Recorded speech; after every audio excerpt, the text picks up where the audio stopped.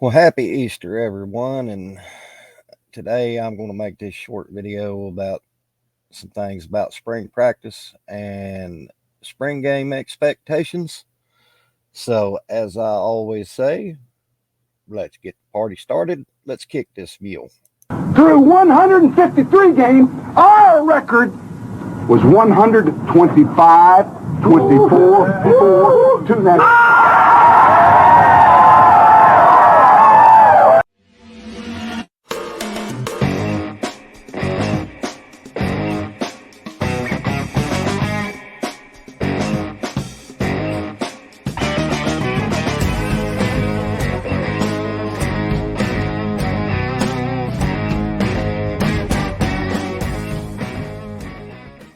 People don't know what it is to be champions.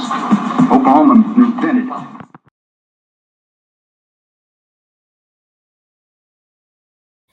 Well, welcome to this episode of Sooner Legends Podcast. I'm your host, Mike the Legend. And if you don't mind, hit that like button for me so it'll push the algorithm of YouTube. If you're new to the channel, hit that red subscriber button and turn on your post notification bells. That way you won't miss anything I'll be adding to my channel. And also share the video because, as we always say, sharing is caring. And happy Easter to everybody out there. I hope everybody is safe and enjoying this day of fellowship and the reason why Easter is. So, anyway, spring practice. A few things. We just started last week, and I've already heard some things about the O line, which that's true. The O line, we lost a lot of. We're starting out pretty much. We're starting over on that side of the ball, and but we got some returners like Jacob Sexton and them guys coming back. And one thing I heard was that guys like our new recruits, Stoney and Grayson Hilton and them guys has just been blowing them up. Guys, we're just getting started into spring practice. I mean, don't don't don't go into panic mode just yet. For one, iron sharpens iron, and the more the defense and the offensive line lines up, they're going to get better. They're going to jail, but it's going to take a little bit. But guys, just pump the brakes a little bit. Don't go into panic mode. We trust Bill Bedenbow. I mean, he's going to have it figured out on that O line. But and I was just going to dive into a split second about that. My main focus on this video is the defense. Here's what I'm going to be looking at in spring practice, and then eventually in the spring game coming April. The first thing that I'm going to be looking at is newly hired defensive coordinator Zach Alley. I want to see what's different from last year. Has he gotten this group, especially in the linebacker core, has he gotten this group better than they were last year? That's one thing I always look at is from last year going into this year, is it better than what we see than what we had last year at springtime last year. Be I'll be paying close attention to that and how he's worked his schemes into Brent's defense. One thing I've been hearing is Brent has been letting Zach took training wheels off, just let him go and do his thing. So that's a good sign to me that he's allowing Coach Alley to get in there and do his thing, and so Brent can focus on being an actual head coach and CEO. So I'm going to start out, like I said, Zach Alley is going to be one of my what I'm looking at. Another thing I'm going to look at is these returning starters or returning defensive linemen like Ethan Downs, DeJohn Terry, R. Mason Thomas. Have they stepped up into that leadership role? Who's going to be the actual leader of that group on the line and step up and take that leadership role? Is it going to be Ethan? Is it going to be DeJohn? Is it going to be R. Mason Thomas? Who knows? But that's one thing I'm going to be looking at. Now, Ethan, last year, if y'all remember, he had 29 tackles, 6.5 for loss, 4.5 sacks, a forced fumble, and an INT last year against Kansas.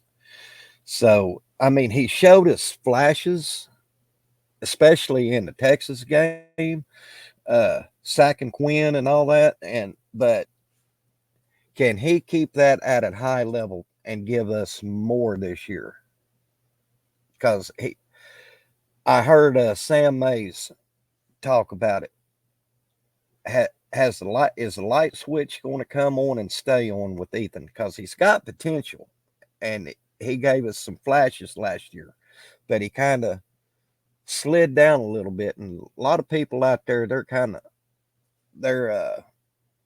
not high on Ethan. I'm not either, but I always want to see my Sooners do good, and I'm hoping and praying that Ethan, being how he's a senior, I'm hoping and praying that he has finally grasped it, and he comes out and be's a consistent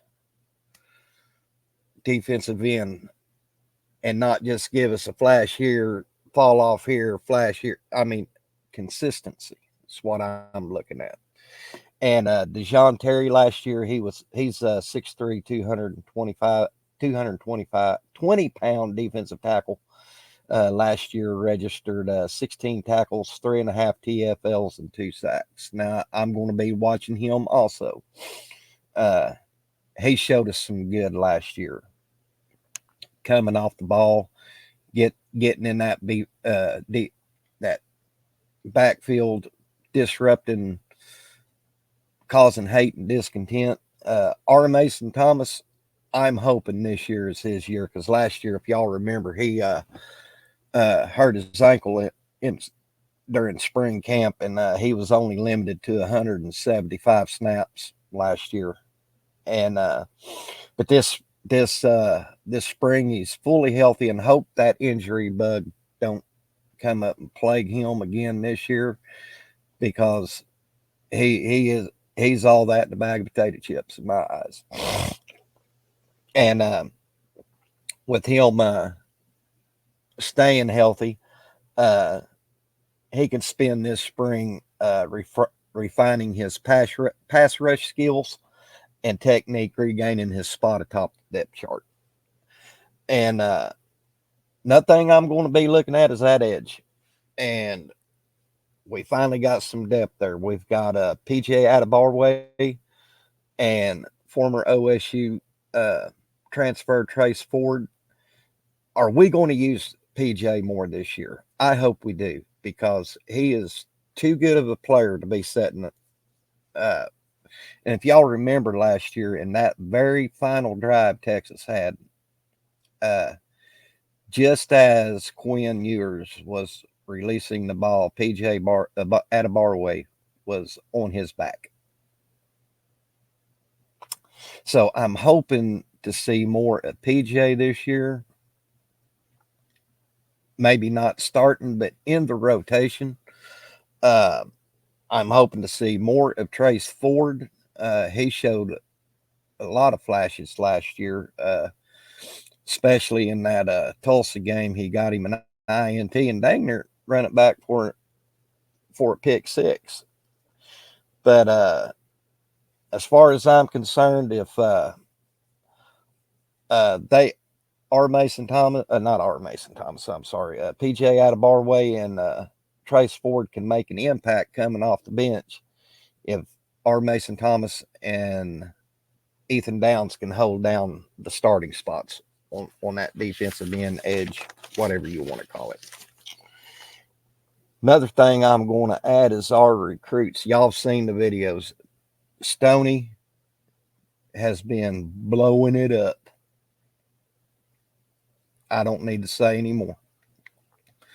He has been wrecking havoc so far in the spring, and that's what they was concerned about, the O-line, because here's some freshmen like Stoney and Jaden Jackson just completely going off the charts. And I'm going to throw Grayson Helton in there also, but he's not a freshman. But anyway, they have been causing hate and discontent. Now, if y'all watched the Alamo, not the Alamo Bowl, the Under Armour Bowl last year. Stoney was facing big time recruits on the opposite side of the ball he was playing.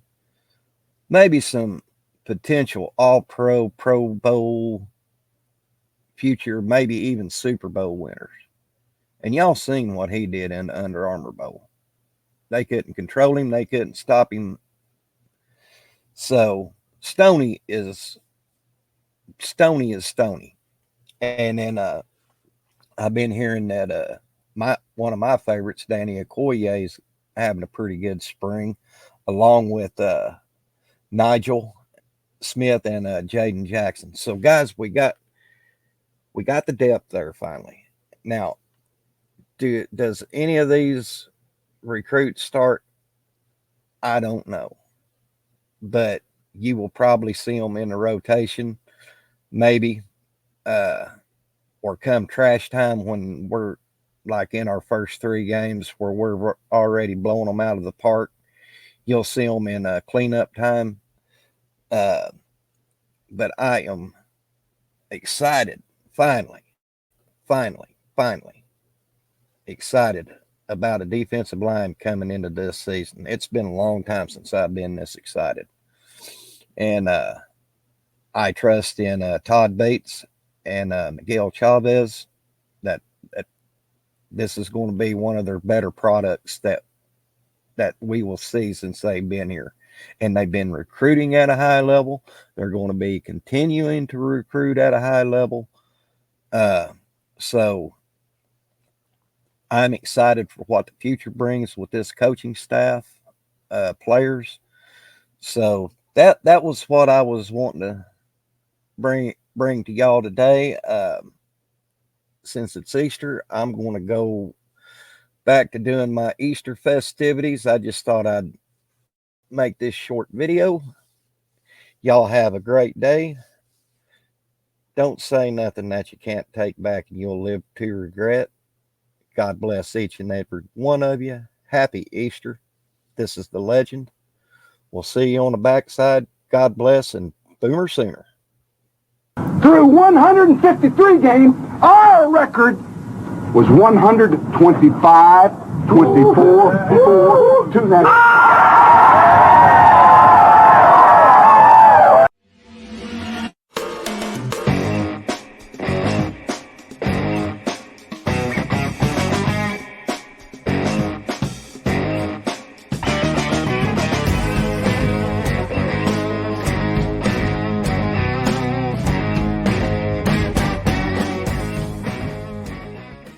People don't know what it is to be champions.